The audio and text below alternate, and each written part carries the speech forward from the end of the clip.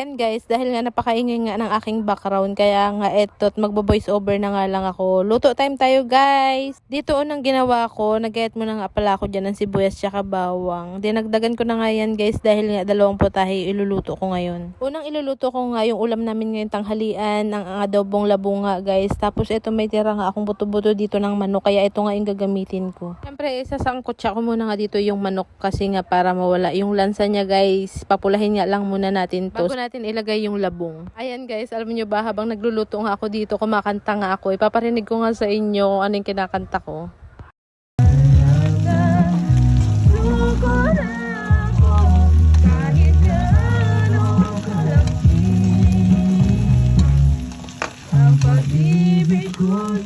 O, diba? Alam niyo ba, kasabihan nga nila, kumanta ka nga habang nagluluto ka para masarap yung kalalabasan ng niluto mo. O siya!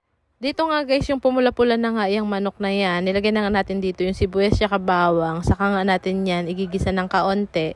Pinas forward ko na yan guys, pero pinapula ko pa ng kaunti dyan yung manok. Tapos ito, nilagay ko na nga rin pala dito yung labong. Ayan, hinalo ko nga lang yan dyan guys. Tapos tinimplahan ko na nga rin pala ito ng toyo. Tapos nilagyan ko rin pala ito ng kaunting suka.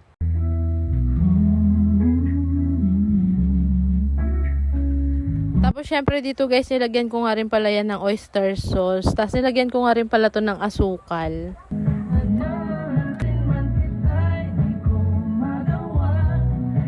Tapos syempre dito guys, nilagyan din natin to ng paminta para naman may kaunting anghanga.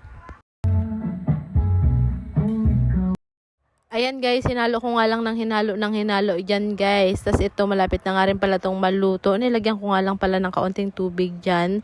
At saka ng 2 perasong sili para naman maluto pa ng kaunti yung labong niya. Eto na guys, luto na nga rin pala ang ating adobong labong. Kaya naman kain po tayo.